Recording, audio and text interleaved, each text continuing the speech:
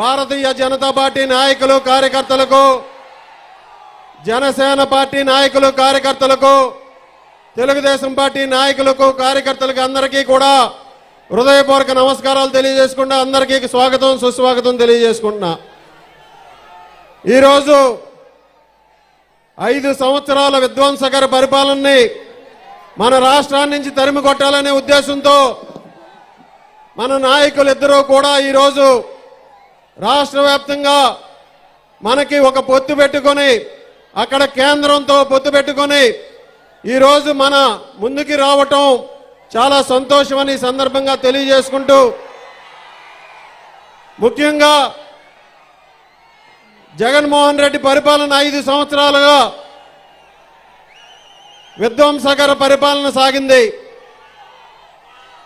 ప్రజావేదికను కోల్చడం ద్వారా సాగినటువంటి విధ్వంసం ఈరోజు అన్ని రంగాల్లోనూ కూడా విధ్వంసం చేసి రాష్ట్రాన్ని అప్పుల పాలు చేసి పూర్తిగా నాశనం చేసినటువంటి పరిస్థితి.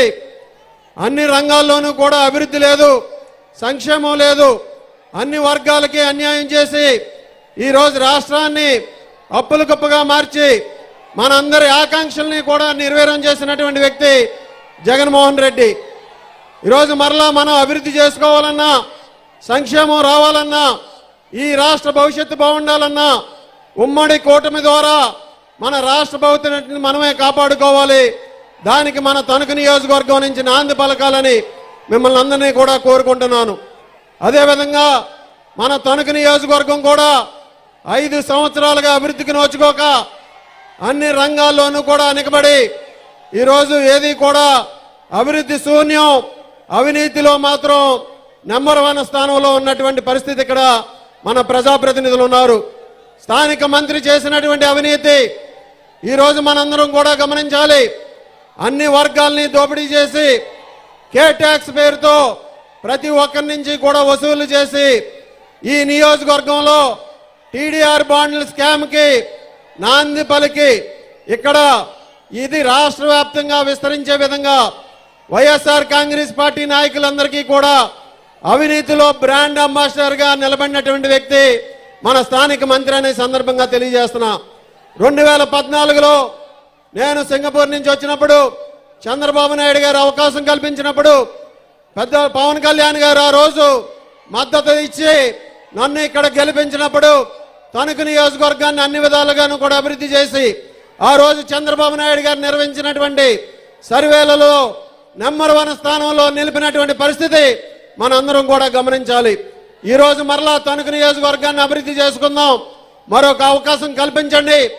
ఈరోజు నేను మీ ముందు ఈ విధంగా మాట్లాడడానికి అవకాశం కల్పించినటువంటి పవన్ కళ్యాణ్ గారికి, చంద్రబాబు నాయుడు గారికి ఈ సభాముఖంగా ధన్యవాదాలు తెలియజేసుకుంటున్నాను. రాబోయే రోజుల్లో మన నియోజకవర్గంలో ముఖ్యంగా తణుకు పట్టణాన్ని మాస్టర్ ప్లాన్ ద్వారా అభివృద్ధి చేస్తాను. రోడ్ల నెట్వర్క్ను పెంచుకోవాల్సినటువంటి అవసరం ఉంది. అదేవిధంగా కార్మికులకు సంబంధించి ఈఎస్ఐ హాస్పిటల్ నిర్మించుకోవాల్సినటువంటి అవసరం ఉంది. అలాగే ఇక్కడ కావాల్సినటువంటి సదుపాయాలు పెంచే విధంగా మన తణుకు పట్టణాన్ని అన్ని రకాలుగాను కూడా అభివృద్ధి చేసే విధంగా కృషి చేస్తానని ఈ సందర్భంగా తెలియజేసుకుంటూ మనందరి భవిష్యత్తుని కాపాడుకోవాలి.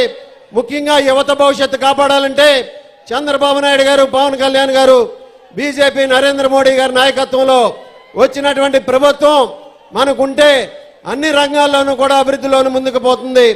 ముఖ్యంగా ఈరోజు యువత ఆకాంక్షలకు అనుగుణంగా పని చేసుకోవాలంటే మనందరం కూడా తెలుగుదేశం, జనసేన, బీజేపీ ఉమ్మడి ప్రభుత్వాన్ని తీసుకురావాల్సినటువంటి అవసరం ఉందని తెలియజేసుకుంటూ ముఖ్యంగా అందరికీ కూడా ధన్యవాదాలు తెలియజేసుకుంటూ మీరందరూ ఆశీస్సులు అందించాలని ఈ సందర్భంగా కోరుకుంటూ ఈరోజు మన పార్లమెంటు ఉమ్మడి అభ్యర్థి శ్రీనివాస్ వర్మ గారిని మాట్లాడాల్సిందిగా కోరుచున్నాను.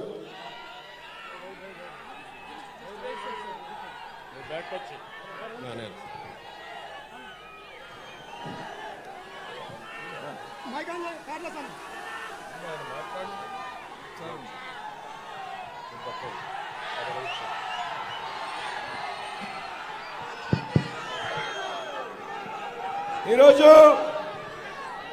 ప్రజాగలం కార్యక్రమంలో భాగంగా తణుకు విచ్చేసినటువంటి మాజీ ముఖ్యమంత్రి తెలుగుదేశం పార్టీ జాతీయ అధ్యక్షులు ఆంధ్రప్రదేశ్ రాష్ట్రాన్ని అభివృద్ధి పదంలో నడిపించినటువంటి వ్యక్తి శ్రీ నారా చంద్రబాబు నాయుడు గారు, జనసేనాధిపతి పవన్ స్టార్ పవన్ కళ్యాణ్ గారు ఈరోజు తణుకు పట్టణం రావడం జరిగింది. మిత్రులారా,